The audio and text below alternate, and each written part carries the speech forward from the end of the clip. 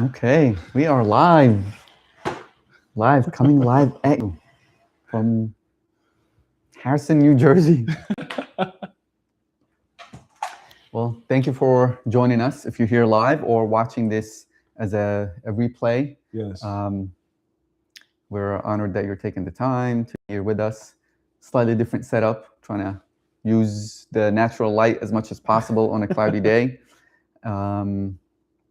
Again, if you liked any of other videos, feel free to like, subscribe, comment, let us know what you think about these conversations that we've been having. Today, hopefully, the topic that we are discussing is attention and Intention as well. intention and how we talk to reality, how to have a relationship with reality, quote unquote, capital R reality, and God and the sacred. And really, under this one premise, one sentence, that is the quality of your attention shapes the quality of your relationship with yourself, with others, and with reality itself. Yeah. So we're using that as a arc, as a foundation, right? To talk about the quality of attention, talking about intention itself. Where do we start? Yeah. Do we have some questions about it, right? Like, what is intention and attention? How do you qualify it when we say attention? Is it just about where we put our awareness at any given moment? Does it speak to the capacity that our consciousness has to be perceptive at any specific intention or goal? Like, what is really attention? And what level of consciousness or awareness or presence do we have to have in order to utilize it appropriately? Yeah, I think all of these questions that you're asking are talking about the quality of attention, but to define attention, I think what you said about one's awareness towards something, some kind of object, quote unquote, whether that object is internal or external, doesn't matter, at any particular moment, right? I think that seems like a solid definition of attention. Do we want to check and see what Google has to say about the definition? Yeah, I might close that window that you have up. In the bedroom? Yeah. Okay. So Google is telling us that attention is the cognitive process of selectively concentrating on a specific stimulus or information while ignoring other distractions. Concentration, while ignoring other distractions. I like that. Yeah. Yeah, the aspect of concentration. It does feel attention. I mean, that's the thing. There's different qualities of attention, right? Or it's interesting that it didn't even use the word awareness in there, did it? Right. So, but putting one's concentration on a particular thing, right? Object or subject or object, right? That feels true. Now, the quality of it, how laser focused it is in order to eliminate other distractions or other things that are not necessary. Yeah.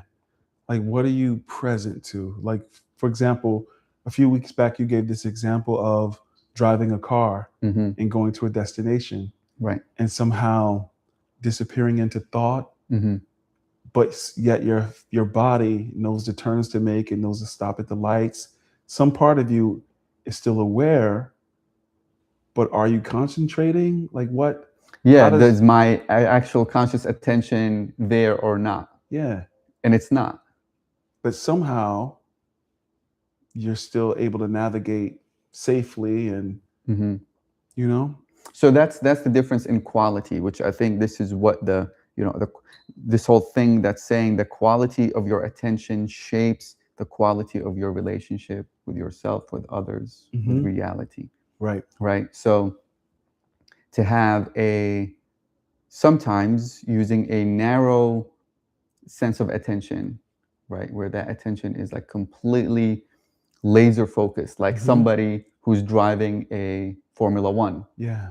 Yeah. They, you know what I mean? Their entire concentration is on the driving because Mm-hmm. any mistake is life, and death. Yeah. Yeah. So their concentration is like boom. They have to calculate when to turn the steering wheel just a little bit, Yeah. millimeter. You know what I mean? That's going to change the entire course, whether they make it on time or not. Versus when I'm just driving or walking, Mm-hmm. my attention is not laser focused on the driving, Yeah. you know? And that's the thing in the quality is that sometimes it is, in some cases, maybe it's counterintuitive where it can do laser focused attention can do more harm than good, Mm-hmm. right? Where if I'm literally super concentrated and my attention is so laser focused on how I'm driving that it can turn into self-conscious, meaning like, am I moving it this way? Now I have to think about my feet, I have to think about the brake, I have to think about really everything, trying to hold that consciously, where if I just have it to be a broader, Mm. expanding that attention or expanding that awareness in a way to allow the body to do what it was trained to do. And then I'm just kind of watching um, myself drive and also watching for dangers or whatever it is that's Mm-hmm. on the road. You kind of like you can't, if you try to think about walking while you're walking, you're probably going to trip. You know what I mean? Mm-hmm. So the quality of attention, I mean, we're doing it, we just Yeah. don't know. One of my mentors, Dr. Evan Finkelstein, shared this story with us in his class about Christianity, Islam, and Judaism, I think it was. And for some reason, we were speaking about this topic, awareness and consciousness and all these different things. And he gave this story. He said that, it was an imaginary story or something. Maybe he read somewhere that there was I think you heard me mention this before, a millipede or a centipede. I can't remember what it's called, but one of those bugs with Oh, yes. all these legs and an ant going up the tree at the same time. Mm-hmm. And the ant asked the centipede, like, how are you navigating? How are you using all those legs at the same time? 44 legs or whatever. Yeah. In the centipede, it says that the story goes that the centipede stopped to think about it and they fell off the tree. Yeah. And I think it's something about that relationship between concentration, awareness, Mm-hmm. and then the natural, what would you call it? Synthesis of information of reality Mm-hmm. that is almost going on by itself. Mm-hmm. Is that a part of our concentration? Or when he first learned to walk, like a baby learning to walk, Mm-hmm. concentration then, Mm-hmm. and then after that, it all kind of falls into Right. this bucket of innate abilities or, Yeah. like you, maybe with the driving, Right. like, Or learning a new instrument, right? Mhm. Like it's like that, like the instrument that I borrowed from our friend, right? The Circassian instrument, apopshina. Um, I have to put a certain level of concentration on my fingers and the position and where they're gonna move next. I don't have any experience playing string instruments, Right. right? So like my concentration is going there. It's going. Well, I would say there is more effort in putting concentration and attention on the placement of my fingers than, let's say, somebody who's been playing for maybe a year or two Right. or five, and versus somebody who's a master who's been playing it for 30 plus years, Right. right? That they don't necessarily have to put concentration and attention on where their fingers are at. It's so embedded, and their awareness is so now expanded in such a way that it's just open to whatever ideas. The concentration is in the allowing for the ideas to just kind of come through. So the attention, the quality of attention shifts from something that's minute to something now which starts to becoming more broad. So maybe it's probably doing both, right? It's moving in a direction that is more broad, and it's also moving in a direction that is more subtle. Right. So they have their attention to the subtlety of the sound, to the subtlety of the rhythm that they're playing with their right hand or whatever that they're strumming the strings with. Their attention is kind of expanding in such a way that it's not myopic. Right? There's a depth of field, kind of like the difference between seeing with one eye and two eyes. Yeah. You know? I like that analogy. Yeah. That brings us to, or me to, a question of how important is the goal or the intention in relationship with concentration, and how, I guess, this depth of perception organizes itself. You know, the intention that, you know, you want to get to where you want to get to in the car, or when you're learning to drive or learning the instrument. What's the intention or the why behind it, and how important is it for that organization of bodily movements and open awareness to be able to all work together at one time to create this happening? Absolutely. I mean, it definitely is important, right? And without it, I feel what intention does, it brings Maybe my socks should not be in the picture. You never know, so there are a lot of people who are into feet. It brings gravity to the attention, in a sense, or to the situation, right? So intention, in a way, plays a role of kind of like the center of the circle, the center of the circumference. Or kind of establishes itself as the sun of the solar system. Otherwise, attention is scattered. You're saying without intention, attention is scattered. Right. I like this. It makes me think of, though, like, are our intentions even our own? Right? Because, what do you mean when you say that? You know, so much of reality and our experience of ourselves is conditioned through the culture that we were raised in, or the movies we saw coming up, or how we were treated as children, or in this relationship versus that relationship. All these things is giving us information about what we want out of life, but what we want out of life, how much of it is sort of our pure intention, and how much of it is an answer to what we've been through, what we were raised in.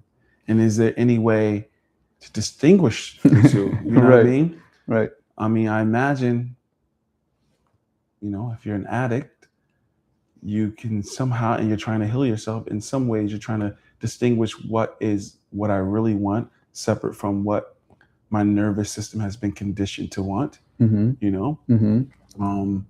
I think that same game is being played when we look at, you know, what's my intention as opposed to the intention that the world has put on me and that I'm living into. And what tools do I have to separate the two, so that my intention could really lead to an attention that's going to allow me to have the goals that I really want, and not the goals that were superimposed on my life. Yeah, I think, I mean, This is the conversation with reality. yeah, yeah. I think this whole the mechanics of everything that you just described is not linear. That it's all kind of happening at the same time. The attention is feeding into the intention is feeding back into the attention, the conditioning, trying to create enough space from the conditioning. There really is no, I mean, you know, you can hope, right? You can, you know, maybe try to have that intention of like, okay, or maybe starting with a question that you just said, like, is my intention truly mine? Yeah. You know, and maybe just sitting with that. So that in itself creates that inquiry and or space for contemplation. And the question itself becomes a focus point of attention. Yeah. So now I'm just looking at the question and concentrating my attention, quote unquote, towards that question. Really, what is it? And are my intentions my own? Yeah. And sitting with that and see what surfaces up from there. You know, because that in itself can be an inquiry point that allows me to come to it with an open-ended mentality and see what arises from it. Yeah. You know, but even within that, there's an intention. So it's so entangled. Yeah. You know, the thing is, it's like to, you know, hope that it's, you know, and doing the work, right? And then sitting with it. Because even to sit with that inquiry, it already has an intention built into it regardless. Yeah. You know what I mean? As long as hopefully that there's some kind of conscious decision that's it's taking place when I'm sitting and I'm asking myself that question. You know, rather than, the thing is, yeah, there's one, you know, one thing that I mentioned one time before where Plato, I think it was Plato, who was talking about knowing, you already know the answer, because when you hear it, see it, experience it, you would recognize it. And the fact that you recognize it when you hear it, see it, and experience it, that means it's actually remembrance. You just remembered something that you deeply know. We never learn something new, quote unquote. We just recognize, the minute we recognize it, it's because it's already inherently within us, right? So I feel like all of that ties in with the intention, or with sitting and contemplating about questions of inquiry. We would, you know, once we were like, okay, that feels right, you know? Yeah. And if it feels right, then it's maybe somewhat of a remembrance thing that took place rather than new information surfacing up. Unless it's an addiction, right? But I don't know. Like, that's the thing. Like, you know, like it's, that's what I'm saying, is that we would hope, right? So addiction, like, yeah, there's different levels of it. So you went from, you know, addiction as being, you know, addicted to a particular substance, something like that. And then there's the conditioning. It's conditioning addiction, and the spectrum of it. Which, yeah, I think, I mean, it might be an oversimplification to say it's all the same thing. And the point is to, like, what is doing the deciding that says, oh, you know, this is not addiction, or, oh, I am remembering and something that's truth. Like in your example, you know, I guess, yeah, maybe I speak for myself, like, to know the difference for me ultimately comes down to, am I having a tool to get beyond my thinking? Because thinking can be incredibly tricky. almost convince myself of anything, Mhm. especially if all different kind of information is coming in from this place. This religion says this, that religion says this. I was raised like this. This was my experience. This is how I was hurt. This is the substance that I tried and I saw, a new heaven. You know what I mean? Like Mhm. there's so much information coming in. So when my awareness, when my mind is doing the choosing about what's for me or what's not for me, where I'm discovering what my intention is and where to put my attention to Mhm. get whatever goal I'm going for, Mhm. what is doing the measuring and deciding? You know, um, for How would me, yeah. for me, it's always oscillating between my thoughts and maybe something deeper at some time that I can like tap into. Like, okay, this was something different. This was a deeper sense of self. This was maybe more me than just my level-headed thinking. You know what I Mhm. mean? Like, Mhm. and like to Yeah. discover the relationship Or of the that, subtlety in the it. subtlety in it, and to realize that it's not static. Like maybe so much of this is an experiment, Mhm. you know? And so, like you said, it's all entangled together. Yeah. And I guess the part of me that's trying to untangle, this whole idea of know thyself, Mhm. um, is discovering the relationship with knowing the deepest sense of self and then making some choices from there. And then trying to figure out what part of that is thinking, Uh-huh. conditioning, a deeper level of knowing, Mhm. and does a deeper level of knowing become plateau and surface level at some point in this journey, Mhm. and then you're trying to transcend even that. Mhm. Where do you measure from in your case? Um, kind of similar to yours. Um, I think there are thoughts that I have some level of awareness of their origin, quote Hmm. unquote, meaning that their origin can be from um, childhood conditioning or Hmm. trauma or suffering or this and that.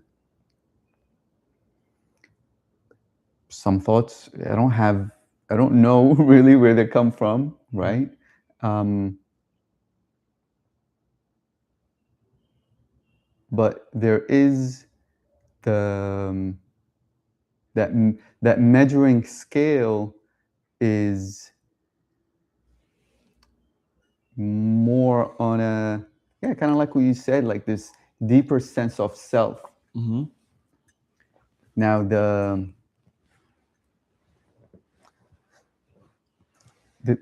thing is that there isn't a clear cut way of measuring, Hmm.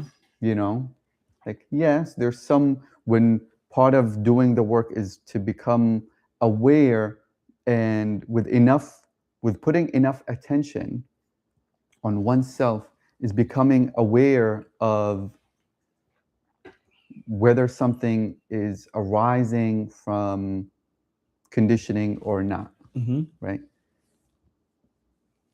The thing is to know to what limit or to what extent I'm going with that Hmm. conditioning, you Hmm. know the way that you're sitting right now is conditioned, Hmm. the way that I'm sitting is conditioned, Hmm. you know like, so my intention is, am I going in, like, quote unquote, putting my attention and dissecting every single little thing, so that conditioning, I'm not bound by the conditioning of the past, quote unquote, you Hmm. know um Unless intentionally. Oh, but then I guess that's not bound. but yeah, what I'm saying, but that's what, like, or even if that's possibility, Hmm. you know um unless there's this, even observing the conditioning just becomes part of the journey as well, or observing how I'm sitting, um, and recognizing like, oh, that's probably part of how I was quote unquote nurtured.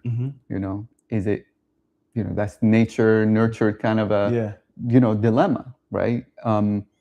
So the test or the scale that I'm measuring, I am trying to go in a more deeper sense of self to see where these things are bubbling from. But in reality, I don't know if it's completely happening uh, in an objective sense, quote unquote, like that is an objective scale that I'm measuring from, But then the question for me becomes, what is the intention? In which way am I trying to understand myself? Do I want to get, know who I am without any conditions, and then it just kind of go into that transcendent and completely inwardly. Um, so the intention plays a role here, and that measure, I don't know what really that the scale would be, or how to measure it. And for me, if it's helpful or not to really know what that measure, Yeah. All these things that we're talking about makes me think about this idea of transcendence or annihilation, as you've called, I guess, what I'm thinking of right now before, or the return, baka, if I'm pronouncing that correctly, the term that you taught me. What is happening when I experience these things, when I transcend consistently over time? I do feel as though my capacity to be clear and coherent about myself, my deepest sense of self, separate from the reality that my environment imposes on me, becomes more apparent. There's a level of field independence where there is a larger reality happening around me, but that larger reality happening around me is dwarfed by the larger reality that's within me. And when those two realities come face to face in my experience, there is nothing but clarity when I come back out. And when I say come back out, I mean where my mind or thinking or personality self comes back online.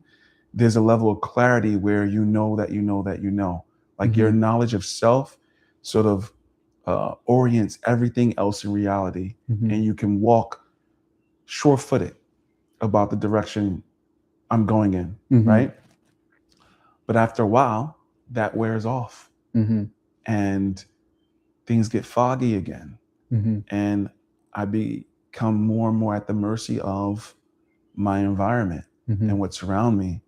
And I think it takes for me to continually use transcendence, and that's whatever anyone's technology of transcendence is, to use that as a tool to allow myself to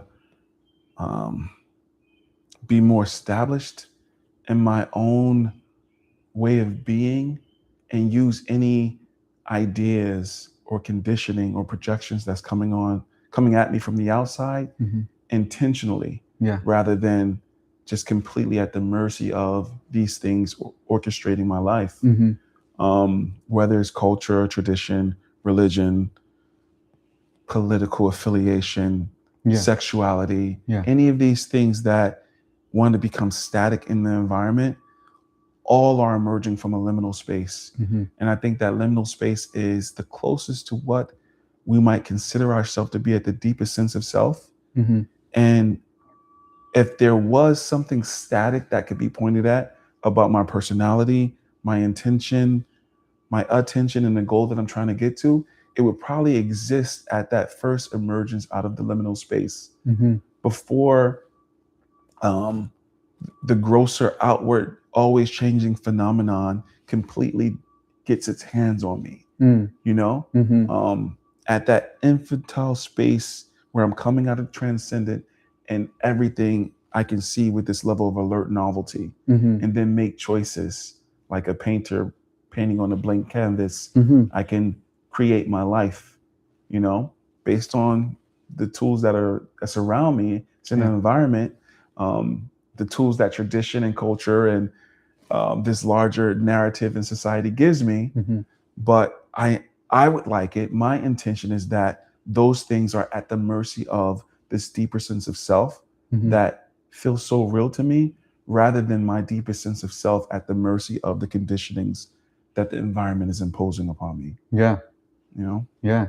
And to be able to have it, like you said, to be able to have that as a station established, right? Because it does wear off, right? And why does it wear off? It's because it's not established completely, right? So to be able to taste these points of transcendence or these points of fana, annihilation, right? To really reach to the point of no, everything is kind of like fluid, right? There's no rigid set boundaries in that transcendental field space. And then it's being established, which is baqa, the return, right? To establish so that it's not just a state that I get to feel my deepest sense of self for just a little bit, and then, you know, things are clear, and then boom, boom, boom, the environment kind of, you get consumed by the environment or by the circumstance or by whatever it is that's happening. It starts to consume you. Like, to have it established so that it's almost like becomes like an invisible shield, you know, that you are experiencing yourself and reality with, you know, and that in itself is even a different practice than just the annihilation practice. You know what I mean? It's just constantly being colored again and again until you as the fabric become the color. There's no separation. You know, you're getting dipped into the dye over and over again. You die before you die, right? Until here it is, and this is the reality, right? And you're experiencing it in a true sense, let's say. You know, so, but that's, you know, that's the path that all these mystics are you're talking about. Every avenue is pointing towards that. There's that transcendence, or there's that field that you know yourself at a deeper level, or maybe the deepest level, and then you're just now coming back, and hopefully it's established, and then you're experiencing the fluidity of life, the non-static, the dynamic truth that is alive in everything, and everything is alive in it, you know? Yeah. There's this verse somewhere in the Christian Bible where it speaks about the mortal shall be clothed or shall put on immortality, or the corruptible shall put on incorruptibility. And when I hear those phrases, for me, it echoes every other culture that talks about this thing that can happen in our conversation with reality, our living with reality, which is that it could almost take on a different quality of existence. The bounded, everyday, phenomenal reality can somehow, in our experience, be completely infused with the boundless, never changing, infinite, silent, dynamic power that runs the universe. And somehow it's in relationship to our deepest sense of self. So when we go into this space of fana, annihilation, and come back on the return, baka, we're returning into life with this aliveness, this clarity and perception that allows me no longer to be um, a kickball to society or religion or culture, or um, or even better, no more a football or a kickball to my own emotions and my thoughts, mistaking them for me, or any of these things where it's easy to sort of get identified with in a way that you lose yourself. It becomes the identity rather than you wearing it, wearing this identity, filling up the identity with life force, and making the most of it, whether it's in my culture or in my business or in my thought life or emotional life. It's filled with this presence and aliveness that allows a symmetry between my intention, my attention, and my ultimate goal in life, which I imagine, I think for me, is to be able to live this experience completely embodied with this sense of deepest sense of self, this divinity, this whatever they might call it in the different traditions, but where you gave this example one time, if you could remind me about the or a poem I think you were quoting, where this guy was saying he was walking and he felt like he was the feet of God, and he was looking and he felt like God was looking through his eyes. Like there's this experience, or this quality experience, where there's ultimate fulfillment embodied, not after I die, not completely disappearing into whatever I can be identified with, whether it's a faith or tradition or a lover or any of these things, but more so that those things are I enliven those things with my life force intentionally, and not be dragged around by them. You know? Yeah. What you were referring to is a saying from quote unquote the divine, right? The beloved, saying, I forgot how it starts. Kind of like if you're walking one step, if you're taking one step towards me, I'm taking 10 steps towards you. If you are walking towards me, I am running towards you. And kind of like this approach, this relationship, this dynamic, until I become the eye of which you see with, the ear of which you hear with, the foot of which you walk with, the hand of which you use with, kind of like this, what you're describing is complete saturation, but it's an interesting dynamic, like hearing you talk about this garment wearing thing, and like using this as an example, right? Like, did the color consume the fabric, or the fabric consume the color? And does it matter, does it matter? Does it matter that somebody is completely lost in their beloved, in their faith, in their identity, in their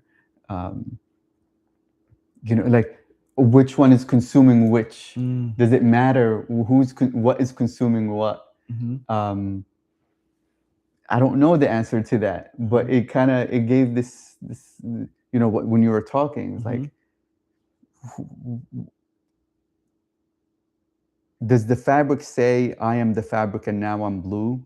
Or does blue say I am blue and now I'm fabric? You know what I mean? And does it matter which one is which? Are they both right? Yes. Are they both? Is it beautiful. kind of like, yes is the correct? You know what I mean? Like, so it kind of goes back to the idea of like all roads lead to the summit.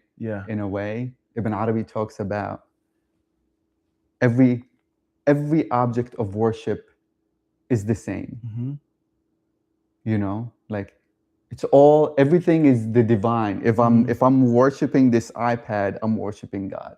If I'm worshiping, quote unquote, this most transcendent thing, I'm worshiping God. If I'm worshiping a rock, I'm worshiping God. You know what I mean? Like, everything it's kind of is the same thing. But from a practical sense or from an experiential sense, it does seem like there is subtlety in the movement, you know? I totally agree. Yeah, subtlety in the movement. And it is kind of like, the difference, within this heart quality that is, this is my beloved, or I am my beloved's. There's a subtle shift in the quality of that relationship as we're talking about the relationship with reality. You know what I mean? There's something that's slightly tangible about this shift of perspective, of perception. I am my beloved has a different tone to this is my beloved. I hear you. Far be it for me to disagree with someone like Ibn Arabi when I probably are thinking in terms of a misrepresentation of exactly what his thought is. I don't fully know, honestly. Only what you've told me and my idea of what it means from what you said and what the things we've read together. But maybe it's not a disagreement. Maybe it's an idea of the subtlety that you're pointing at, right? In terms of like, for the people listening, or even in myself, like what makes the difference in terms of who's judging what, right? When you said that beautiful thing about the scarf, it was gorgeous. It needs to be written down, right? And I think it's so apt to what that experience is like at those levels, right? And in the real experience of it. Now, on some levels, there's nothing other than that experience of it, which is, I think, what you're pointing at and what Ibn Arabi is pointing at. And then, practically speaking, in a world where our mind and our thought life and our chemistry and our neurochemical bodies can get addicted to a person, a place, a drug, or a thing. Someone can take that very saying and say, it's all God. Yep. We're all one. Yep. Which we've done. Yep. I've done. Yeah, exactly. I think the distinguishing quality and tool is awareness, is presence, is that real conversation with reality.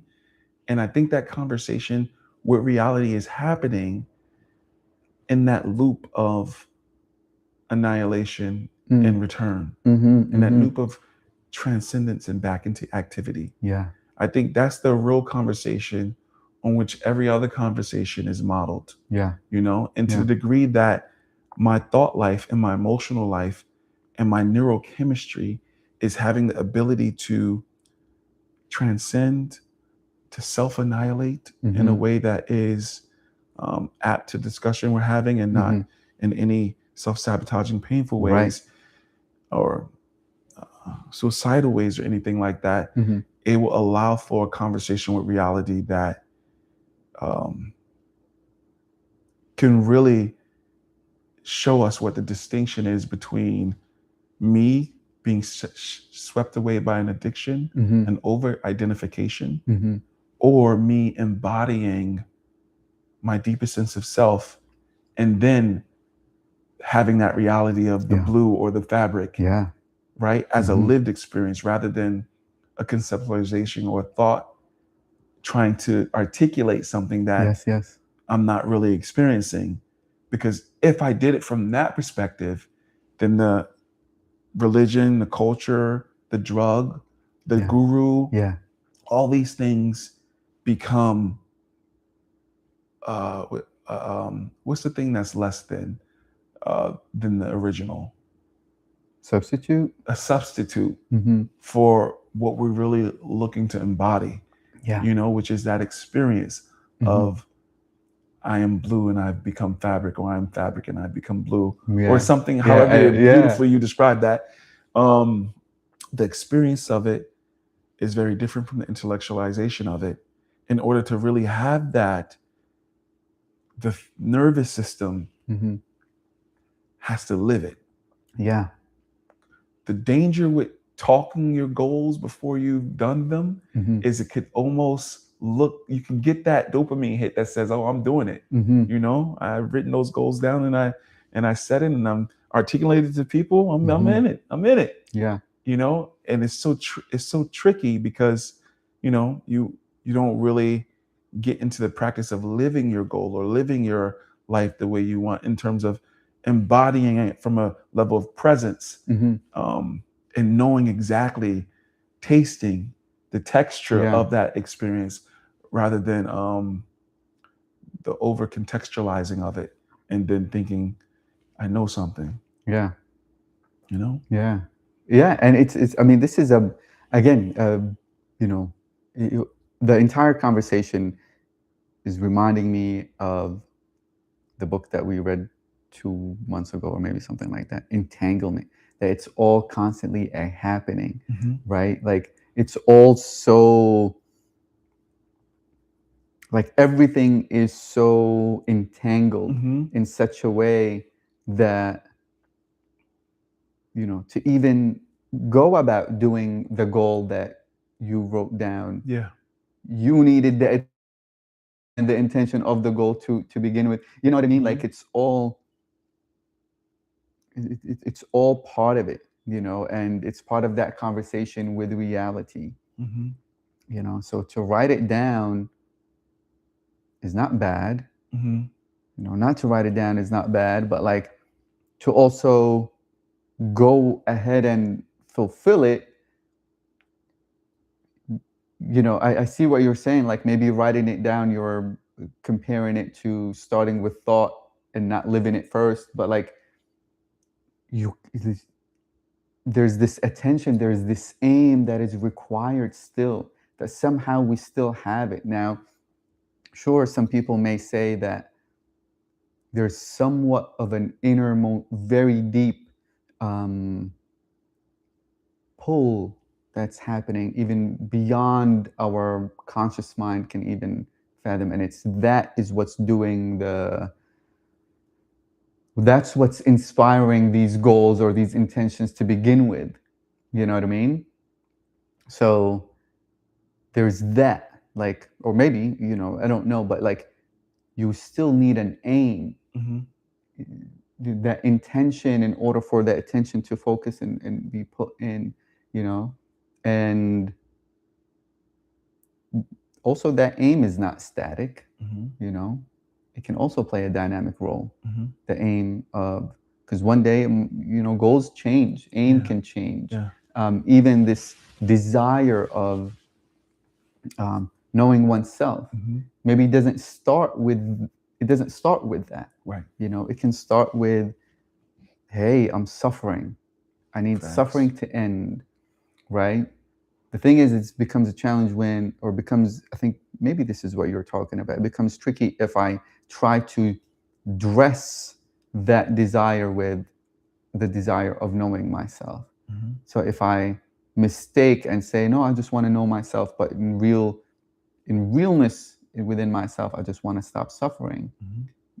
then I'm creating more confusion for myself Mm-hmm. and more dishonesty Mm-hmm. of what is the reason of the movement that I'm going with. And when that takes place and the intention and the attention are not in alignment, in the most deeper sense, then, the idea of honesty or sincerity, which is something that I certainly, um, had some time to contemplate and feel within myself, the that these ideas start to come and take place, or how they show up in life, whether the attention or the work is in symmetry, in alignment, or does this says one thing, but the work says something else, but the attention says something else. There's a complete fragmentation internally.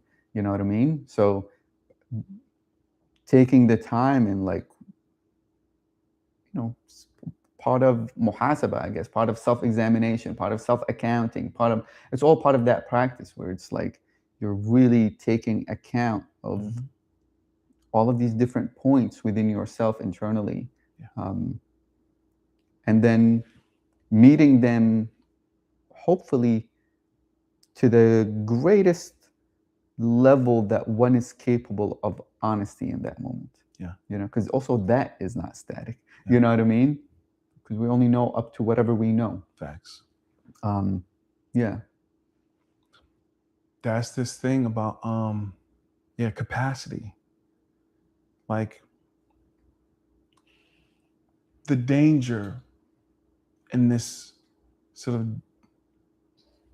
discussions that we have and that we talk about is that, it could become all talk and we can get high off our own sort of supply. Yeah. You know what I mean? Yep. And then based on that, I'm good. But it never, what never measures your capacity. It only measures what you remember. Right. You know what I mean? Antoine. And to the degree I can live it, that's what tells me and shows me my real capacity. Yeah. To the degree I can embody it. And that's why I love when we use examples, sort of real practical examples when we're talking about something so mystical or abstract, like going to work out at a gym. I cannot, I can talk about all I know about the gym, right? Yeah. But then, and say I want abs, that's the goal, right? Yep. And we understand what the goal is from the beginning of the gym to the end of the gym to have these abs. Yeah.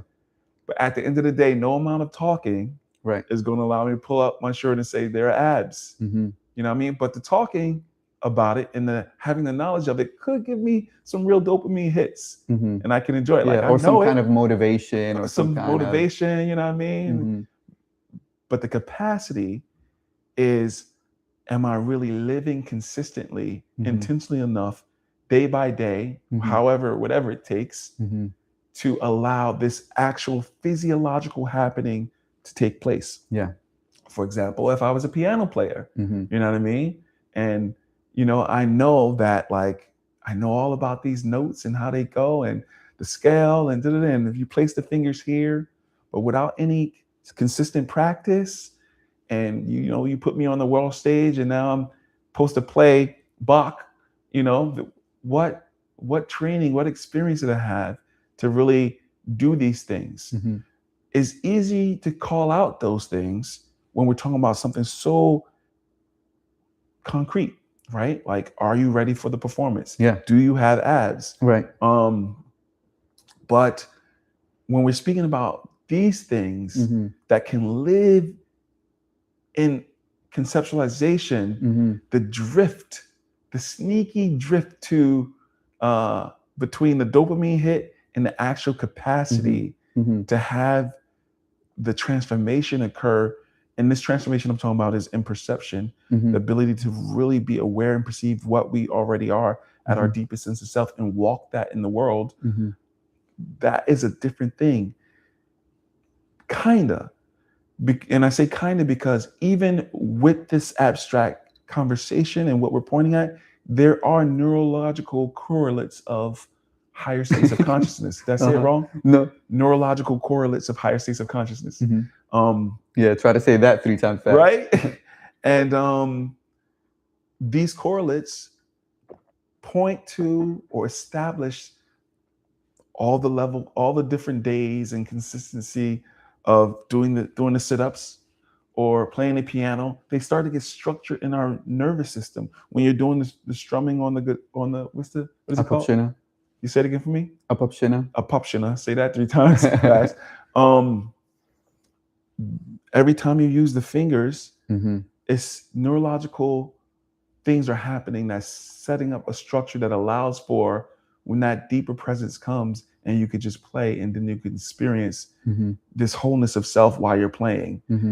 The hands, for example, I think they say these hands, moving them about and doing everything we're doing with them takes up the most space in our brain. How we move them, how you're navigating with them, learning the piano or learning this instrument, all have neurological structures in our brain, all have neurological pathways They're set up in a certain way to allow a certain level of self-expression, small as self and large as self, our deepest sense of self, to come out in the world and be at play in a way that we are aware of it while it's happening. Without that, we really do become as if at the mercy of the environment. You know, nature, God or divine or deepest sense of self is still doing its thing. Yeah. But our experience of it is what I'm always pointing at in terms of our conversation with reality. That conversation between the small s self and the large s self is structured in our neurology, in our biology, and then is echoed in our environment and how we relate to the other and anything else that's coming our way. Yeah. So with that, as you're saying, because I think I don't know, correct me if I'm wrong, like, are you pointing towards the neurological, biological way as a way to measure that? And if it's not there, then it's not happening? I don't know if I would go as far as saying if it's not there, then it's not happening. But I will say that what I'm trying to point at is just in the same way that the structures are built up when you're becoming a master piano player, there's a neurological correlate, or when you're doing these sit-ups to do abs, it is also a physiological marker of the steps you're taking to have the capacity to be aware of yourself in a self-referential way, where the object referral reality, person, place, culture, or thing does not completely consume your selfhood. Yeah. Your ability to have selfhood, to be self-referential, to be self-referral, is really, in my opinion, the measurement of this station, right? Like, do you lose yourself in transcendence, or are you aware while you're transcending? Do you lose yourself in sleep? Are you still aware? Do you lose yourself in the beloved or person, or the greater idea of what the beloved is? Does the object of your affection completely consume your self-referral reality in a way that you have disappeared? Or are you online completely in love or in your experience? Does this witness quality fully emerge so that when you're playing this piano masterfully, this otherness of experience that is more closer to the home in which you are emerges, so that now I'm playing the piano as a master, but I'm in flow, I'm in zone, and I'm in this because I've never left it. Like, I'm aware, I'm awake to myself. I think, what was this example? What the Buddha said, I am now awake. Yeah. And I think it was about this reality of, like, no longer having your selfhood overshadowed by object referral reality. No, I hear you. I hear you. I think I'm because what is staying? What stays? Right? Would one call it really a transformation if something stays? Then what is annihilation, and what annihilates and what stays? Right? I think that's the question. Yeah. I think for me, I get lost in the neurological.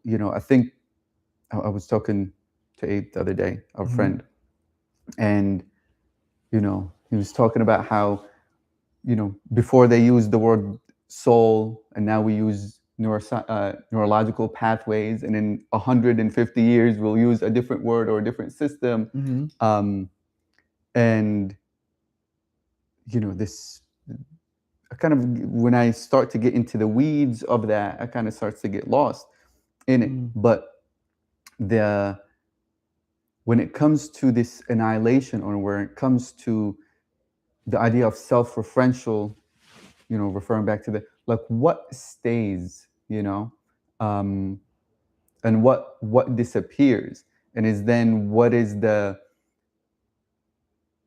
the dynamic, of quote unquote union, which creates, because I want to kind of circulate back to the conversation that we're having about attention, intention, relationship, or conversation with reality, call it sacred reality or whatever, reality, life, the happening, then what remains when it comes to self-referential? If something remains, was the job done, or was it quote unquote still something that needs to be undone? Which is a question. I don't know if you have an answer to that, but like, you know what I mean? Like that's what comes up when you use the self-referential.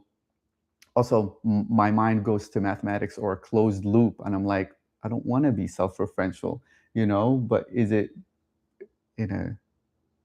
are we talking capital S self-referential? Exactly. Then okay. So what stays, what remains, what gets to be exchanged, quote unquote. One time I remember telling you about this idea of annihilation, where the beloved, in that moment of annihilation, the ego it doesn't die, right? It just matures. And part of that maturity, the beloved says, I'll take your ego and I'll give you mine, right? Which is kind of larger self kind of idea. That's exactly the idea. Only thing that I would say,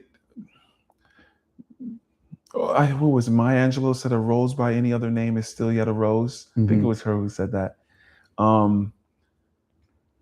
Regardless of, because you just starting from the conversation that you and Abe were having, regardless of what you call a thing, it's still the thing. Right. You know what I mean? So the words and semantics we could get lost in those weeds. But if we realize that, like, oh, a rose by any other name is still a rose, regardless of what we call it, this is why these mystics from different traditions speak in one word and one voice. All the aesthetics from those traditions, they're pointing at and even trying to describe a very similar thing.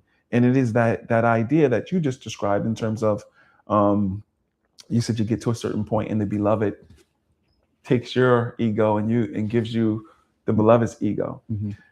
I think that's pointing to a similar thing in terms of, to answer the question, what goes and what stays, from my idea, right?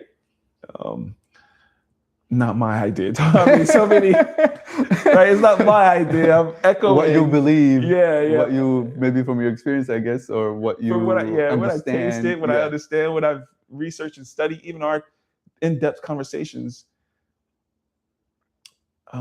What leaves and what stays. What stays, and this is going to sound so like such a paradox, is something that's never left. Right.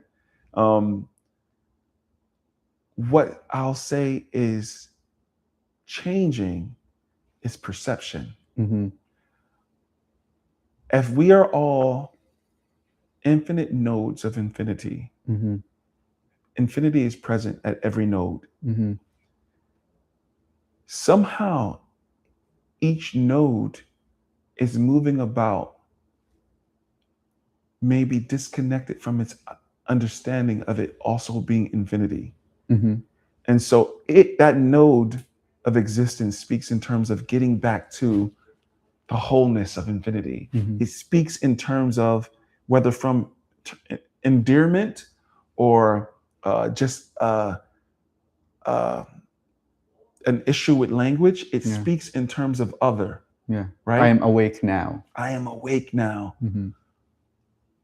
And from that level of consciousness, of that node of existence, completely factual, completely true. But because the way infinity works, and because infinity is present at every space and time in infinity, every node of infinity is also infinity, just unaware of itself. And I think that's what's happening. Maybe even why they call it remembrance.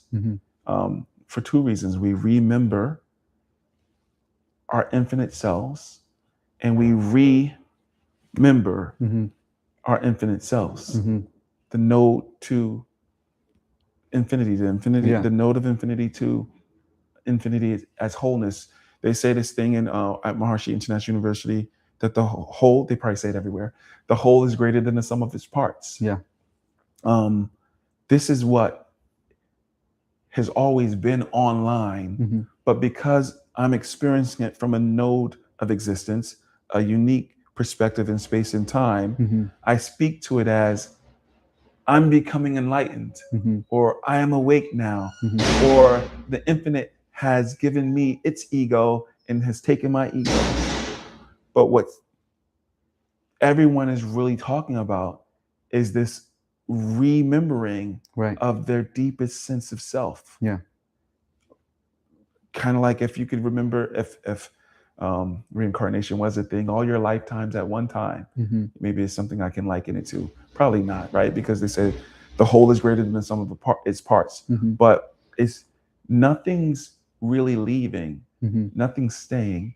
It's just that the veil, as you would say, is becoming more translucent. Right. You know? And as some would say from a Vedic science party perspective, the veil never existed in and of itself. Yeah. You know?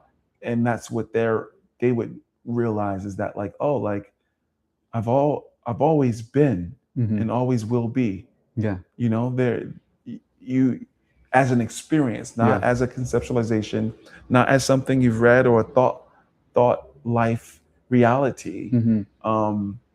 The body, the physiology is consciousness. Yeah. It is a unique node of existence and awareness in space and time. And yet it is just the tip, if anything, of the iceberg to what we truly are. And what we truly are is wholeness moving within itself. Yeah. But remembering ourselves as that. Right. As a lived reality rather than just something I can just speak. Yeah. Yeah. Now in that point of view, with that point of view, where does attention, intention, this conversation, because even the word conversation creates space, right? But even seeing it more as aliveness, right? I guess. Where does that fit? What role does that play? What role does attention play in, is it a practice? Is it mechanism in order to remember? Is attention playing that role? Does it still have a role when there is establishment already, right? Kind of like, okay, now it's the return, quote unquote. And same for intention as well. Like, what role are they playing in the picture that you painted? If I'm hearing what you said correctly, I think from this perspective, each node of existence, remembering itself, doesn't lose its ability to be a node. It's just remembering itself as both infinity and a node of infinity. And so this node of existence, just like each individual person, is a world unto themselves. Each node is a world unto itself, is world within worlds.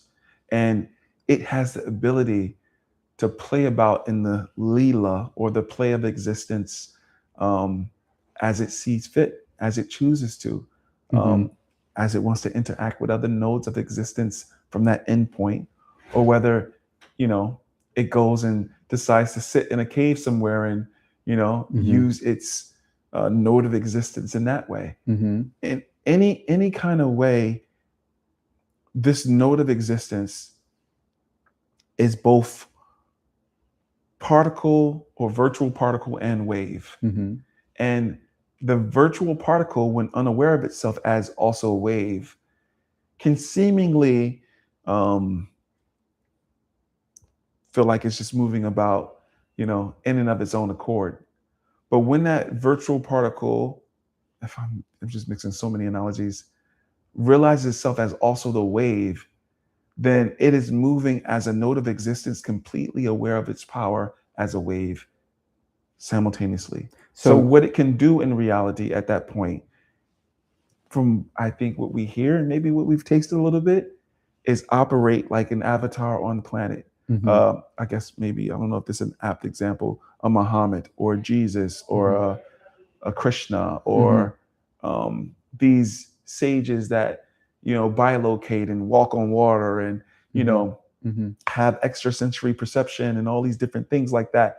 Any of it that we've experienced, synchronicities and maybe lightweight ESP, all these things seem to be accessible when the node of existence realizes itself as both virtual particle and wave. I'm mixing so many. But so attention. That's what I'm saying. Like where does the quality of attention, does it play a different role? Is there a before and after, quote unquote? You know what I mean? I think so. Is attention, does it play a different role when the node is in forgetfulness versus when the node is in remembrance?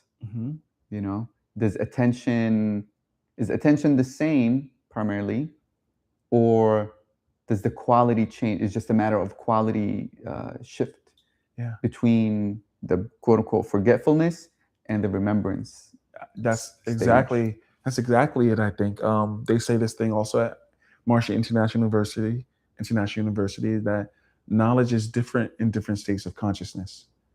And I think that is because attention is also different in different states of consciousness. What you can be aware of, if attribute of this station is expanded awareness, expanded perception, celestial perception even, then the choices that you can make with your attention and intention become very different in texture and quality than the choices you can make when you're oblivious to it, when you're ignorant of your own self.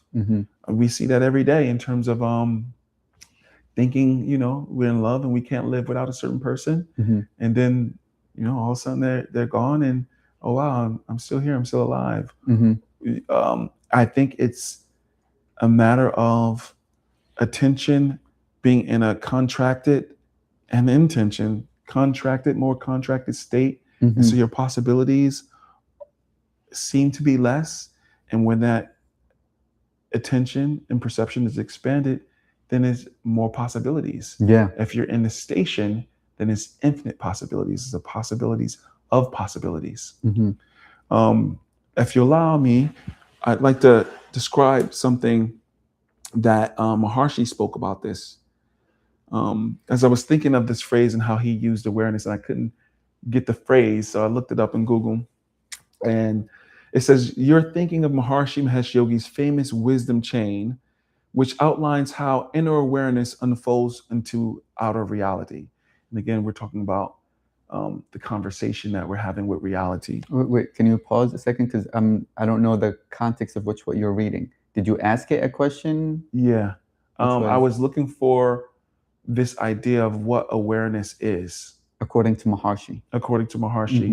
And I'm giving this as an answer to the texture of awareness and qualities that emerge from having access to ourselves as station. The node has more or less of what I'm about to describe here. Okay. More or less capacity or ability to. So you are thinking of Maharshi Mahesh Yogi's famous wisdom chain, which outlines how inner awareness unfolds into outer reality. And that's what's happening with awareness, intention, and goal. Like intention, awareness, and then the manifestation of the goal. It is trying to become a part of reality. The exact quote is, fulfillment is structured in achievement. Achievement is structured in action. Action is structured in thinking. Thinking is structured in knowledge. And knowledge is structured in consciousness. It's giving that chain of wisdom about how things go from unmanifest intention into manifest reality. This is the texture, the capacity to be aware of that chain of wisdom as it's occurring, and to enact it, navigate it, Mm-hmm. leverage it, Mm-hmm. is quite different from a node of existence that Yeah. doesn't remember its fullness to Yeah. being a node of existence completely with access to Right. your fullness, Mm-hmm. possibilities, intention, the ability to manifest completely Yeah. changes. Yeah. Yeah. And there's a level of participation Mm-hmm. in reality. Mm-hmm. It's like kind of like one time you said, "I'm not alive, I am life." Yeah, that came from my homie Oscar. You Yeah, know, yeah. like it's in that and being alive and life itself, Mm-hmm. right? This idea of like Mm-hmm. this complete, as Carl Jung, we kind of talk about that complete individuation, Yeah, complete particularity and universal at the yeah, same time. yeah, This color blue is completely blue and completely fabric, yeah, you know, yeah. both at the same time. And there's this union that it's only called union because there's the illusion of separation, right? But there's this union that takes place, Mm-hmm. where it knows. Um, but yeah, I like the what you read, and I think it's positioning. This is another thing, like it's positioning knowledge and knowing as. I think this is how I understand it. There's when I say, or when somebody says, or when I hear somebody says, I know. Mm-hmm. It's a different understanding um, than I remembered something or I thought of something. Knowing is like, do you know how to drive, Mm-hmm. right? Mm-hmm. Not, did you read a book about what driving is? Right. You know what I mean? Knowing. So, and it established knowledge at some. I don't know how it used knowledge because I don't know in the order that you read it. I don't know if you were Yeah. going down or up, or I don't You know. you said it perfectly. Yeah. Mm-hmm. In this example, knowledge would be, if not synonymous, the first expression outside of consciousness. Really synonymous because the term Veda means knowledge, but it's a primordial knowledge that is both unmanifest and manifest. It's the acorn and the acorn tree existing simultaneously. Ah. But in expression, in 3D reality, Mm-hmm. we have to speak in terms of hierarchy. What came first? What came Yeah. second? We're speaking in terms of emergence, Yes. Yes. and so Is that how he's that's how describing he's these? using it. Mm-hmm. No, describing the whole quote unquote system, the lines Yeah. in emergence. Mm-hmm.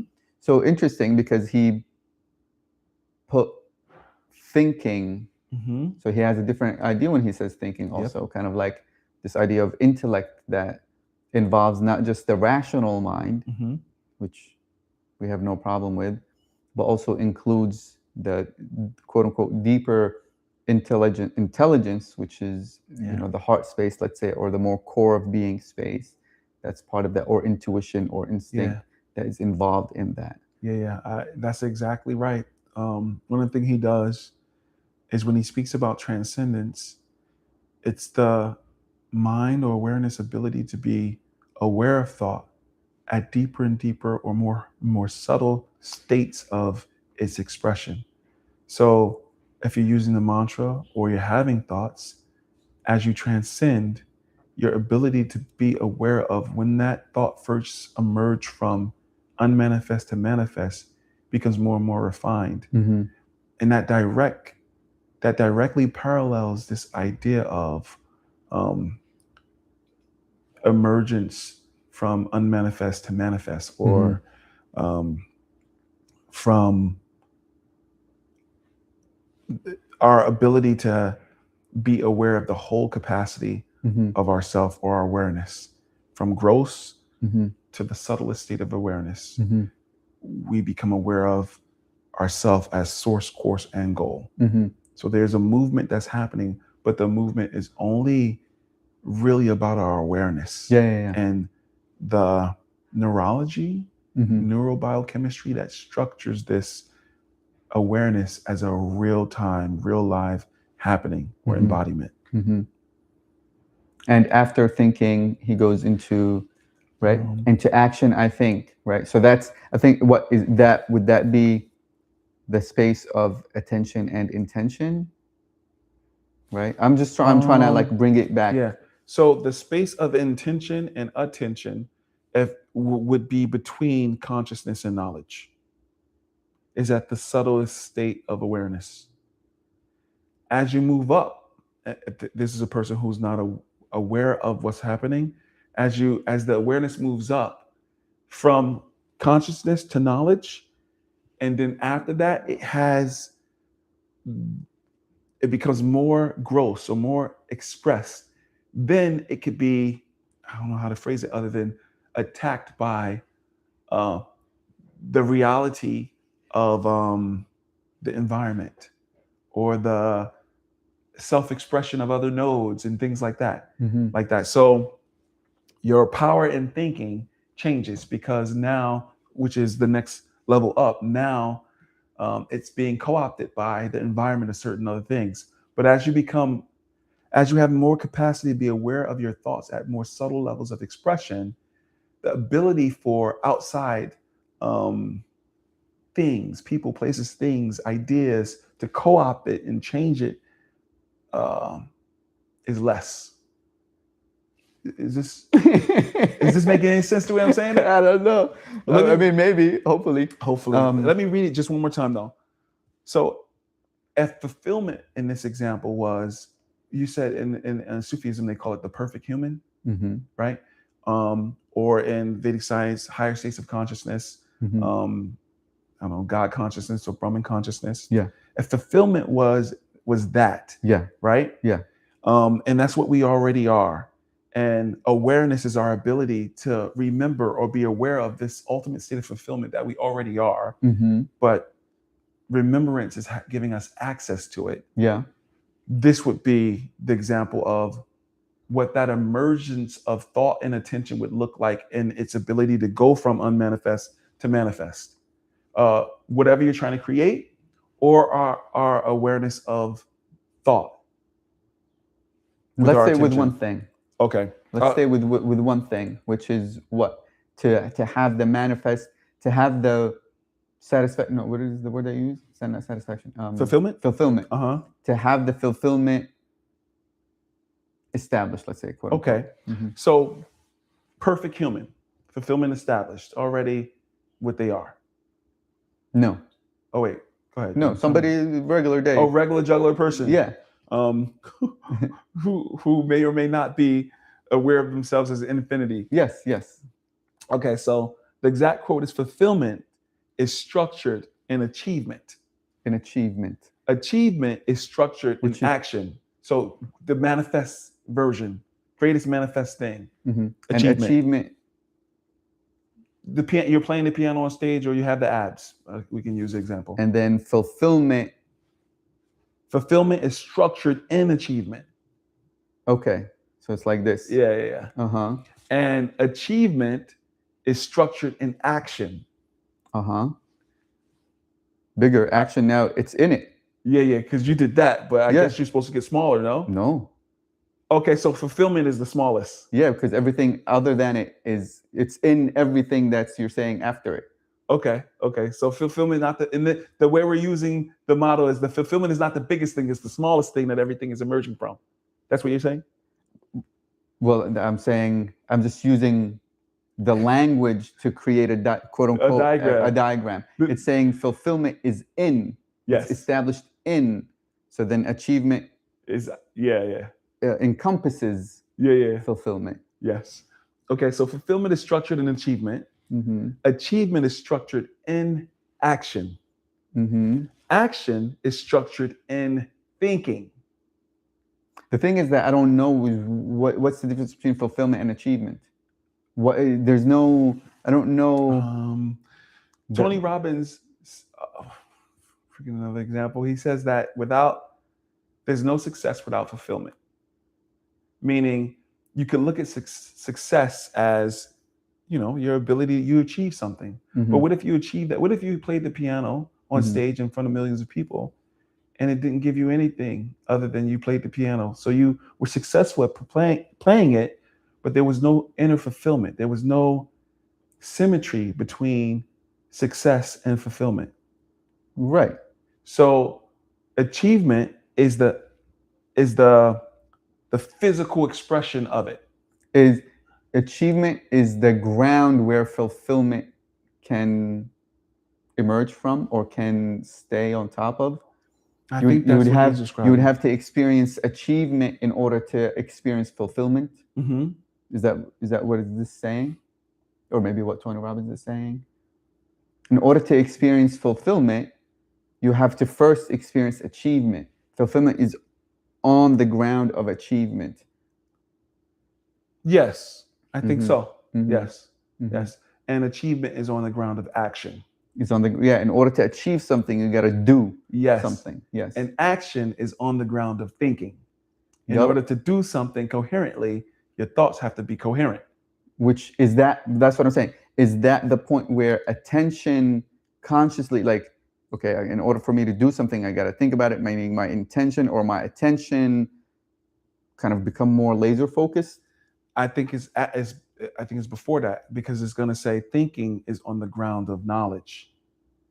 Which maybe that's where intention is. I think the intention and you're saying I think both still, maybe tell me why you would think differently. I think both in this example, how he's using this model, Mhm. I think intention and attention is still at the point between consciousness and knowledge, because this is your deepest sense of self where this intention and attention is emerging from. It's all the thought is already whole at its source, and as it's emerging, it's becoming more expressed in reality. And in its expression in reality, it can become less or more coherent, as we can see in sometimes the way thoughts are coming out even now. Mhm. But at its source, it's its most complete, most structured, most undeniable. It's the acorn before it's the oak tree at its source, between consciousness and knowledge. And then on its way to oak tree, too many analogies? Yeah, too many, because consciousness is just the ground for everything. So Right. it's absolute infinite possibilities. Right. You know what I mean? There's no distinction whatsoever, no fragmentation in consciousness. No, but if you look at consciousness as a wave, just for this example, you are a node or a virtual particle in this wave. And so when you have a thought, it's the most complete, most powerful it's going to be. Yeah, but that means you're also your actions also are there. Fulfillment is there. Achievement is there. I agree with that. That's what I'm saying. The only thing is, those things are at the subtle level. Action, though, is existing at a grosser level. So you're saying attention is at the subtle. It's all existing. Yeah, it's all in there. That's what I'm saying. At this level, right? But we're wanting it to go from unmanifest to manifest, to expression in reality, right? It's the same conversation, really, between like conceptualization and playing the piano as a master, right? You have the idea, it's structured, everything is existing in the unmanifest, and then it's first sprouting into the manifest. It's still all complete, it's just not all manifest. You're not yet the master piano player until you have the consistent actions to be able to be the master piano player. Mhm. So you can't speak of achievement while it's unmanifest. Right. Even though the acorn or is existing, the thought, all of it is completely there, but it's completely there in the unmanifest. Mhm. We want it to go from unmanifest reality to manifest reality. And this is what he's giving a model for here. Mm-hmm.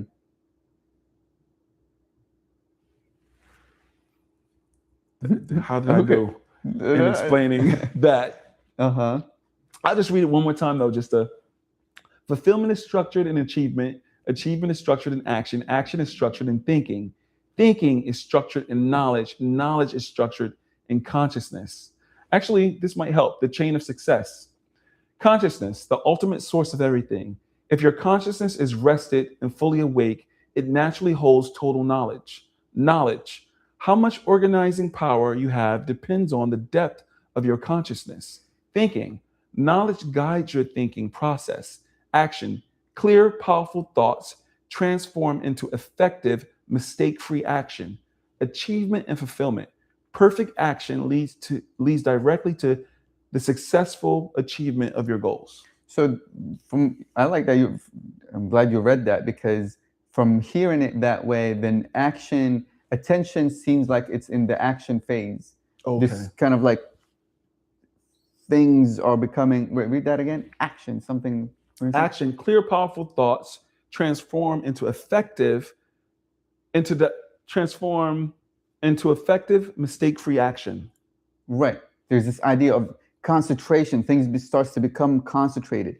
Attention starts to like, boop, boop, boop, boop, boop, in order for the action to take place. But before they're in thinking, it says knowledge guides your thinking process. Right. So that in that way, I feel maybe this is where what the intention is playing. It's kind of knowledge and thinking being guided. The thinking's being guided by the knowledge. I'm not sure. I think I get what you're saying. I think in the Vedic cosmology or the model, it sort of leads back to what we were talking about last week about sheaths of existence and koshas. And I kind of gave consciousness as the basis of all reality. Yeah. And then I said the next level up is, let's say, Atma, or the ego, or the deepest sense of self. And because the deepest sense of self is there, the dharma or purpose or intention is also there. In the unmanifest, para-prakriti, and manifest prakriti, when it starts to emerge into the manifest. Kind of gave this sort of diagram last week. And this idea of deepest sense of self already has a dharma or purpose or intention when it first shows up as a node out of infinite consciousness. No, I think we're talking from completely different places. I think, like, in the deepest sense, the intention, I think you're talking about like a larger, a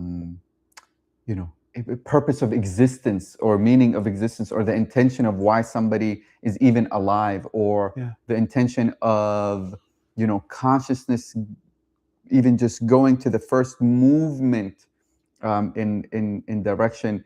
I think I might be coming from a more quote unquote practical sense of playing the piano. Yeah, setting the intention, set your intention. How does one, we set intentions. Yes. It's the same movement from the sort of Vedic perspective.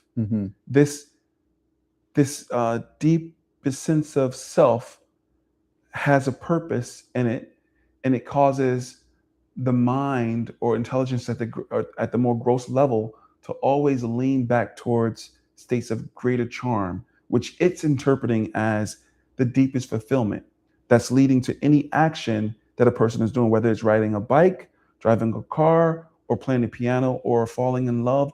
All these things, the intention is to curve this fulfillment back on itself to create again and again. It's these other, what you call practical intentions, are echoes of this first innate intention, of this dharmic purpose that is fulfillment at every level. It's trying to get in symmetry with that. I get that. Yeah, I get that. I mean, and each system has its own original, quote unquote, or most natural intention, right? Mm-hmm. Um, kind of like if you know that intention, Mm-hmm. then all other intentions are in line with that. Like if Yeah. somebody is actually conscious of that intention and not just conceptualize that intention, but actually is Yeah. living that intention. Um, I'm trying to come at it from the other point because what if I'm not there? You know what I Right. mean? But oh, sorry. Yeah. So what I'm saying is like um, how can attention be used as tools as in practice, right? Without, let's say, knowing or adopting this idea that there is a primordial intention for every Yeah. node. You it's happening regardless. It's just a matter of whether. I mean, Well, let me just finish the no, statement. but wait a second, because it's like somebody saying, you don't have to believe in God. God already exists. Or the rain. You don't have to be leaving the You rain because know, the rain already exists. I get that it's abstract, but I'm trying to describe it because it's already happening. It's never not happening. It's why we're sitting here right now. It's why the person is going out looking for drugs. It's there is something else running that whole system, hmm and the reason why sort of the whole symmetry point is important is because as this desire or this deeper thought starts to emerge at a greater or grosser levels of reality, it can then be more if the person is not in this perfect state as you described, bombarded by other society, environments, thinking, and stuff like that. It doesn't have the integrity of when it was first sprouted out of this infinite space, right? hmm Um, and so and the choice to be here right now and the choice to play the piano and is all about getting back to this state of wholeness or fulfillment or remembrance. hmm Everything we do, I get how this is still, Yeah. my cosmology, Right. but if you just look at it from the perspective of the nervous system, it's hardwired in the body, regardless of whether a person's religion is. There's a hmm reason why people automatically, at some point in their life, naturally masturbate. hmm At some point in their life, naturally, something in their chemistry is directing them to whether a biological state of fulfillment or hmm whether they're looking for it in something else, whether it's eating food, they're trying to get back to something. Whether whatever we call it doesn't matter, but is it a happening in the nervous system? The point is, a rose by any other name is still yet a rose. But we want to get to what is the functioning actually doing beyond just conceptualization? What is the actual body and nervous system doing that we can use as a baseline model for what is happening at these more abstract values of sort of this sort of mystical journey? The only thing that's making it mystical, these choices, hmm is our language. Everything is happening the same everywhere. I'm completely convicted when I say that. I'm like, da, da, da, da. But like, anyway, I bring this whole point up just to say that the symmetry, the knowing thyself, a conversation with reality, every points that we brought up today is already existing in the constitution of the universe. This reality is structured in the same way for everybody, like the same physics that we're all having to deal with. hmm It's there's a something happening that is the reason why we're making the choices that we're making. And when this node of existence is not in complete tasting, a dipping, a state or hmm station, hmm that intention and awareness can be co-opted by other things as it emerges from its infinite point. hmm Even though it's co-opted, because it's baked in the system, that will still stay on this path to try and get back to wholeness, knowing uh-huh. itself. I'll stop after this. Wholeness, knowing itself. Um, I forgot my point. Dang. You know where I I was mean, going? I think you were kind of circling around the same point, in some time. But I mean, what you said about, even though, um, some, whatever it is, a person, I guess, or the Mhm. node, as you would say, might be co-opted. It's still trying to go back. Yes.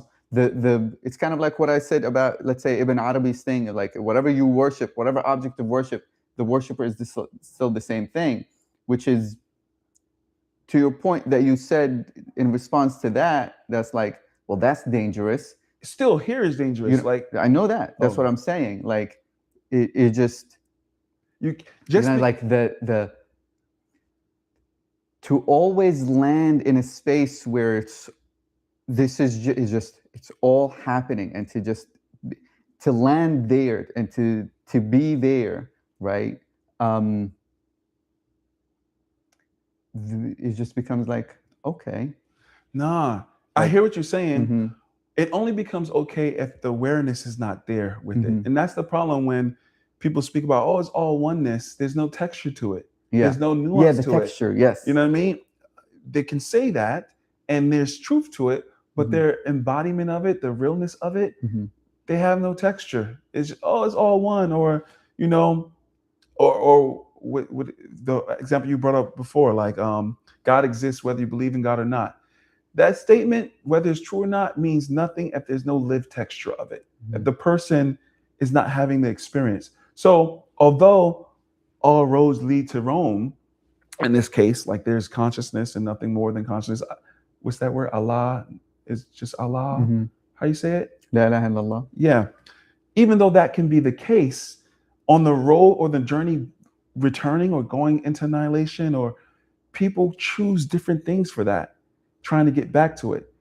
Just because they chose, alcohol or drugs, Mm-hmm. or this person or whatever their drug of choice is, But that, the awareness mm-hmm, of aliveness while doing it, or whether this breakdown is helping them at some point have a breakthrough of like, oh shit, I mm-hmm, was looking for this specific thing of connecting to my deeper sense of self. I didn't even know what it was called.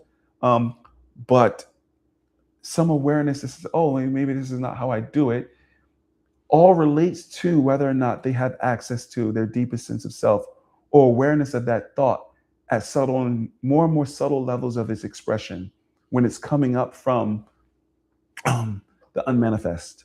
mm-hmm.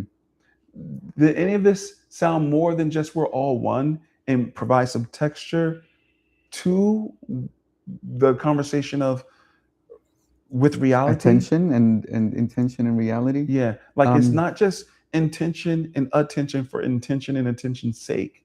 Something else is happening in the architecture of actual existence, between the relationship between the node of existence and wholeness or infinity, really having a conversation with itself.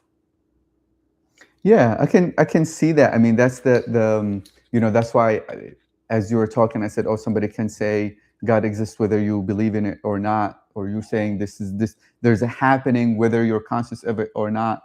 Both of these statements are on the same level. Mm-hmm. You know what I mean? Um, a rose is a rose, whatever it is that you name it. I mean, somebody can argue even that statement, right? Mm-hmm. Because of how we see things. And the best example is color. Mm-hmm. I call this blue, Mm-hmm. you call it blue. I don't know what you see. Mm-hmm. You know what I mean? Sure, we can talk about a certain wavelength. I don't know how you process this particular wavelength. Right. You know what I mean? And there are a lot of studies, let's say, in that I saw, to kind of you know anchor the point. Um, Tribes and cultures Mm-hmm. who didn't have language for particular colors. Yeah. They didn't have, let's say, quote unquote, language to describe a particular thing, Mm-hmm. right? Mm-hmm. So But why does that matter for this conversation? Like, how are you connecting it? what I'm saying is that it the free will, or is this, where, as you were talking, this idea of free will, or decreed. Things are happening, moving back. Everything is moving back. It's kind of like it's moving into that direction, and the practical experience and actions that somebody can today say, okay, now what? Now I hear this. Now what? What is it that? Where do I put my attention now? Do I put my attention somewhere? Do I have free will in putting my attention somewhere, or no? You know, do I have an intention, or is this intention already been embedded within me? Is it really my intention? Kind of the question that you brought up. Is I think that is all something that should be happening. That is what you just described as a person awakening to themselves, having questions about what's really reality. Why not? It's never our job or my job to convince this person of anything, because for what? Like, how is that gonna assist them in becoming, right? If, for example, I think we used this example before. Oh man, it might be a bit vulgar, but like, nobody can go to the bathroom for you.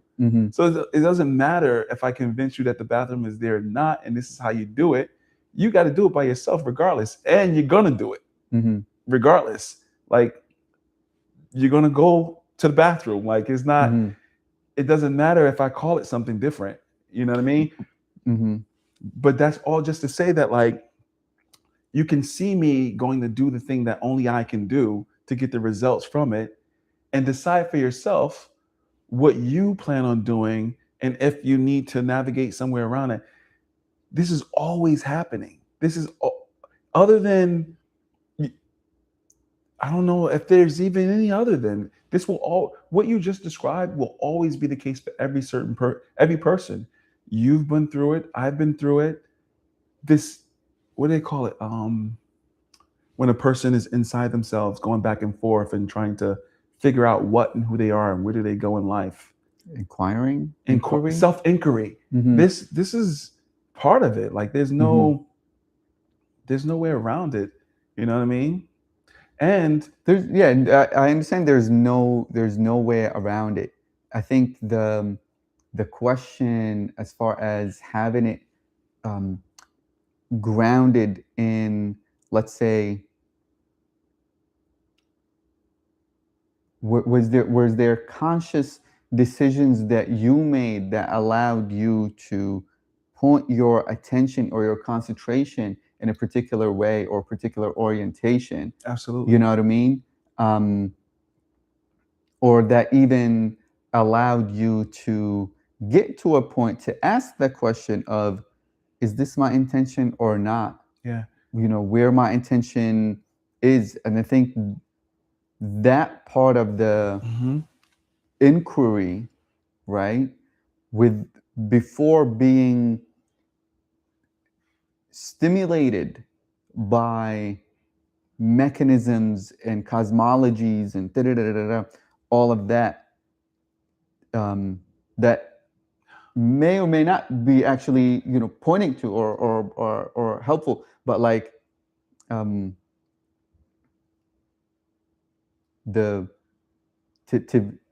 where would that attention play in that?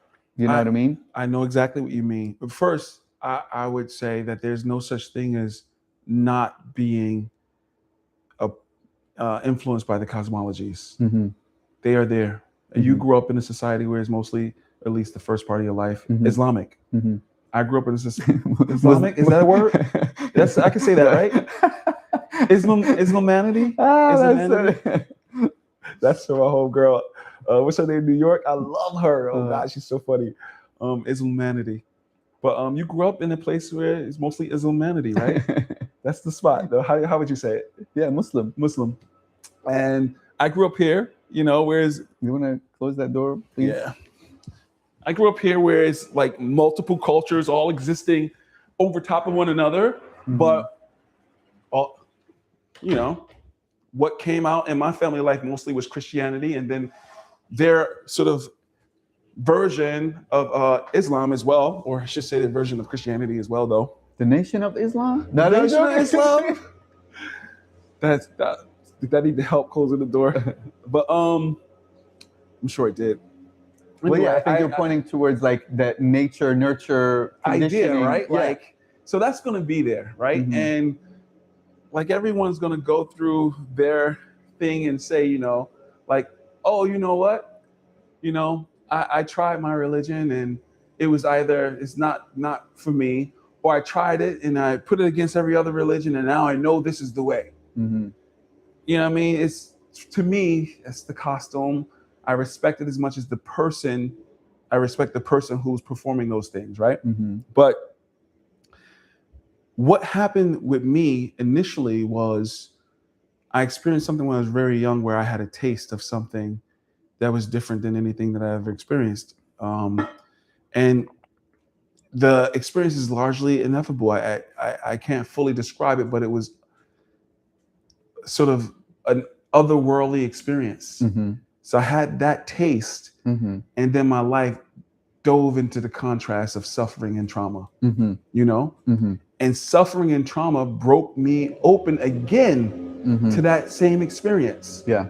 Um, so some it, both times when I experienced it without the suffering and trauma, and then after, they both of them was an enlightening experience, to be able to use that word. Uh-huh. But after I had those experiences, I only had the cosmologies that I was raised in to give some kind of language to it. Yeah. So you're looking at the Kabbalah, Sufism, Christian mysticism. Yeah. I'm joining, a cult here, a school of the prophets here, Yeah. all to look for language to really describe an experience that was happening for me that many people around me weren't having the same experience. You know, each time the culture or religion that I was trying to look for words to describe my experience filled up the ineffable experience with language and cosmology that I didn't begin to speak and believe in those terms, Mhm. often to my detriment, Mhm. because those things came with other people's convictions that weren't uh, resonant to my constitution, my life, but I was trying to put those things on because society, whether that religion or whatever, told me that, oh, if you want more of the taste of what you got to come this direction. Mhm. Some of that was true. A lot Mhm. of it was false. Mhm. What I began to discover over time was that, like, this experience was not attached to a religion, Mhm. you know, and the different sages in these different religions all spoke a similar thing to what I was trying to articulate, that but Mhm. didn't have the language for. Mhm. And I began to learn these different books to really protect myself from the religiosity of these different people. Mhm. When I, in a space of protecting myself from it, I discovered more and more of myself, more and more of my relationship to this experience. And I started water fasting. I started doing these experimenting with food and no food, and learning about these concepts of empowered ascension and biological immortality, or um, all these new age ideas that Mhm. turned out not to be new age ideas, but just an echo of a idea or philosophy or ideology that some sect in the past had described, Mhm. trying to mimic or reiterate something that another person in their culture experienced, that allowed them to sort of live in both worlds, the Mhm. society that is mainstream reality for whatever time and space that was, Mhm. and then a different, more inner, more sacred, coherent way of experiencing reality that they lived into simultaneously. Mhm. And so my experience came from a lot of suffering, a lot of experimentation, a lot of heartbreak, a lot of, at some point, suicidal ideation, because a whole bunch of shit, and finding my way, and Mhm. still finding my way even today. But I tried on a lot of jackets and took off a lot of jackets in order to get to a space where I can exist in these different worlds and take the goal of what they have to offer, but not um, drown in their convictions or ideologies in a way that like it overshadows my self-referential experience. Mm-hmm.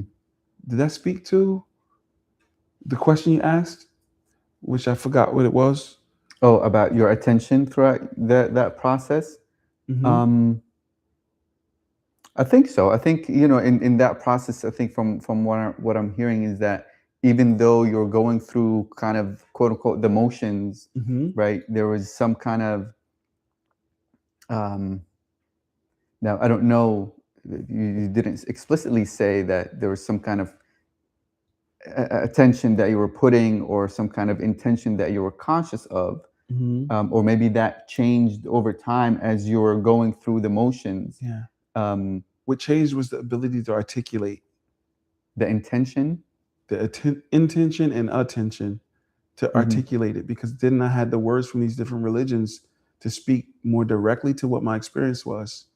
But before then, there was no language. There was only an experience that was just beyond my articulation of it always. And then I'm chasing it. Yeah, but attention doesn't require language. Intention No, doesn't require language. So that's what I'm no, saying. not unless it's co opted by society or religion or something else. But you're right. But it doesn't require language. It doesn't require language, but that is what's forgettable. That's what people forget. What? That attention does not require language. They will mistakenly grab languaging and cover the attention and intention with the languaging and forget that it's just, I don't know if we're talking about the same oh, thing. Like we read what attention means, right? Concentration, yeah. right? This fixing on one particular thing and disregarding or avoiding what's not Hmm. necessary. That's one level of attention. Yes. And what are the other levels of attention? Um, attention is awareness, and it can either be contracted or expanded. Uh-huh. It could either be its purest sense of uh, clarity connecting to an intention, Mm-hmm. or it could be co opted by the language, culture, society Mm-hmm. that you're existing in. And the idea is to be able at any moment to know the difference and then use the tool of those different containers to still align some sort of symmetry between your intention and your attention and goal. Mm-hmm. Oftentimes on that journey, the intention and attention gets co-opted by languaging, and that's only because the object referral reality overtakes the subject referral or self-referential nature. The kind that does not need languaging to know what it is. So I get what you're saying. I think um, attention, I don't think it gets co-opted by language. I think it gets co-opted by whatever shiny object or whatever the conditioning is, Mm-hmm. right? So like the phone or technology, right? That co-opts attention, Mm-hmm. right? Now you can put sure religion and stuff like that on it, but in reality in general co-ops attention. Mm-hmm. Things want your attention. I mean, now with technology, it's becoming attention becomes a currency, Mm-hmm. right? So it's becoming more and more dangerous. Yeah. Um, so I don't necessarily know that language co-ops attention per se. I think just Can I give you some examples? mhm, Um, if you're a child and you're being raised in a society that is inherently racist, mhm, but your languaging, what you learn about race and culture, is based on the context that your language, that you're discovering language in. mhm, Your language will begin to superimpose itself on your awareness. And if you don't have access to your awareness, you will mistake your thinking, the voices in your head, how you talk to yourself, how society talks to you as your identity. Mm-hmm. Your intention and your awareness will begin to look like the languaging that you were brought up in. Like it's a part of, Yes. Yes. you know, Yeah. the only access to something different than that, in my opinion, is either epiphany, breakdown, or transcendence Mm-hmm. that will allow you to be able to create an alternate timeline Mm-hmm. of language and ways of being that can give you access Yeah. to Or still learn a all different the language also. a different language, give you access to everything that you had access to before, including, let's say in this example, the racism or Mm-hmm. self-hatred and different things like that, Mm-hmm. but also possibility to choose something different. Yeah. Like to your point from a few minutes ago, awareness existing is awareness is pre-verbal, Mm-hmm.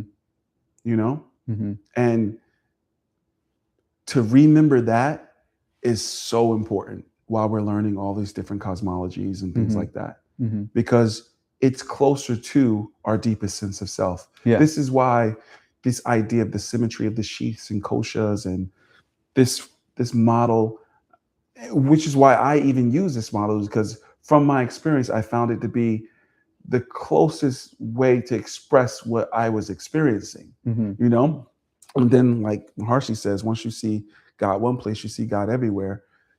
That was sort of my experience, you know? Mm-hmm. Like, Mm-hmm. oh, okay, I see this same cosmology spoken differently in different places now. Mm-hmm. But without experiencing it first, it would all look like different systems, Mm-hmm. you know, to argue about and to, like, you know, Yeah. fight over and stuff like that. But Mm-hmm. once you get it, you got it. Mm-hmm. And then it's about like the station, I guess, after that. Mm-hmm. Yeah. Yeah. Okay. So I think I understand now the point that you're trying to make, or when you say languaging, you're talking about the conditioning, the nurture, quote unquote, aspect, and not necessarily in how one describes an event or another. But to your point, like, yeah, language is a huge part of how we see the world. Mm-hmm. You know, it really is a very uh, a very close filter to our experiencing this reality, you know. And yeah, that's a whole, you know, I feel like there's a whole other conversation within that, right? Of the languaging, or to how you're using languaging, this conditioning, Mm-hmm. you know, and how our brains are firing, you know. Mm-hmm. If you if you grew up learning the language, not just, this is like, I think it's that's why I think it's a whole other conversation, because it's very multi-layered. There's the languaging and how you're using it as conditioning of society, family, da, da, da, da. But there's also language, like Arabic, English, Mm-hmm. German, Russian, Circassian, that plays a huge part even in the, you know, where one awareness or attention flows as well. Facts, You know? bro. There's this professor at UC Berkeley. His name is George Lakoff, I think. Mm-hmm. And he has this idea called metaphor theory. Mm-hmm. And it's about how language really affects us individually, but also in society, globally, Yeah. every kind of way. And I don't want to do. Oh, I can look up how to describe his theory, but one thing I want to say is, like, it is so pervasive with how we know ourselves to be Yeah. and where we place our attention Yeah. and intention, Yeah. without knowing the effect that languaging and these different things that are competing for our attention, Mm-hmm. and then ultimately trying to co-opt our attention. Without knowing that, you're basically at the mercy of any of these systems. Mm-hmm. Because think about it, like, if you didn't know how how the Instagram or Facebook or something algorithm or YouTube worked, right? And maybe let's say you are Yeah. a Democrat or something like that, and so now you see only Democratic things that reinforce your thinking, or you're a Republican and you see now only things that reinforce your thinking, and now you're discovering more languaging, and before you know it, because this is all you see, this becomes a part of your identity. Yeah. You don't know what you don't know. Not only that, you have which I see in the algorithm, like you're seeing this because you're supposed to, right? Like they Yes. use the algorithm Yes. now is playing a role of quote unquote God. You're seeing this Yes. because you're meant to Yes. see this. You know what I Yes. mean? So kind of to your point, Yeah. it's like it just Yeah. reinforces. Facts. And although maybe YouTube and Facebook, Instagram, and all of them perfected it, before they perfected it, religion perfected it. The Mhm. food industry and dairy industry Yeah. perfected it. Yeah. The education industry perfected it. Like Mhm. everything is this. This Yeah. is crafted into the nature of reality. Mhm. What they know, different than what I knew, and probably know Lord's more than what I'm knowing about this, is how to leverage this attention in the way the brain works properly Mhm. for whatever their ends are. Mhm. But what if I understood how my brain works, how metaphor theory works, how the neurological pathways work, how language is working, and then based on some level of understanding, be able to leverage them as tools rather than just a force that's acting against me because of my own ignorance, Mhm. because of my own walking through life being willfully blind to it, Mhm. distracted by, maybe it's by design, distracted by so many other things. But if I know, and not the level of knowing, big K knowing, Mhm. if I can understand something different is happening, Mhm. then I can do something different with my attention and my intention, separate from what the algorithms, more than just YouTube, but the algorithms of society, Mhm. religion, education, Mhm. uh, everything is just giving me to wear. I Mhm. can make a actual choice then, rather than, um, you know, them got their hand up my ass like a puppet Mhm. and using my mouth to talk, and now I just, I'm good, but Your really I'm just examples are being always just vulgar, bro. It is what it is. Mhm. Hopefully I'll refine that more, No, but no, I'm saying. Yep, conditioning. yeah, No, no, for sure. but use it as a tool. Yeah, yeah. Shit, Mhm. you know. Mhm. Um, Intention, attention, conversation with reality. In order to have that conversation, like we've been saying in the self-reckoning course, these other things that we have to orient ourselves to. Mhm. Otherwise, we basically just be on a level of thinking and thinking and thinking, and that those doors are endless Mhm. when it comes to thinking. Mhm. You can think for ages, but developmental capacity is a very different thing. Mhm. You know, Yeah. Antoine. Indeed. Indeed. I mean, we've been talking now for 2 hours. Wow. Hopefully, there's some value, you know, um, in that. Is there some kind of synthesis? Maybe I got a little synthesis in there, and you help me out with this. Mhm. I think that there's a relationship between this node of existence and this cosmic infinite existence. Mhm. And this relationship is constantly being spoken to by our choices, our behavior, our loop of transcendence and back into action. And these repetitions allow us to become more and more um, in relationship with that loop of transcendence and activity, that Mhm. annihilation and return. I think this annihilation is key in Mhm. order for us to continually throw off the identifications of society, of our own emotions and thoughts, Mhm. of any of these algorithms that many are probably self imposed. and then I can come back into reality and choose them intentionally, over time, just from experiencing the glimpse of a different state of awareness and a more expanded state of awareness. I can wear any of these identities, religions, cultures intentionally, without being, a puppet of them. I think eventually, if station is a true reality, if established in higher states of consciousness is a true reality, then the node of existence would begin to know itself as infinite existence, and that would be wholeness moving wholeness moving within itself, but the node aware of itself. So now it can leverage that possibility, that expanded perception. Now it can leverage the intention, its true intention, and where it really chooses to put its attention and what goals and fulfillments it truly has, from practical to more, what's the word you use?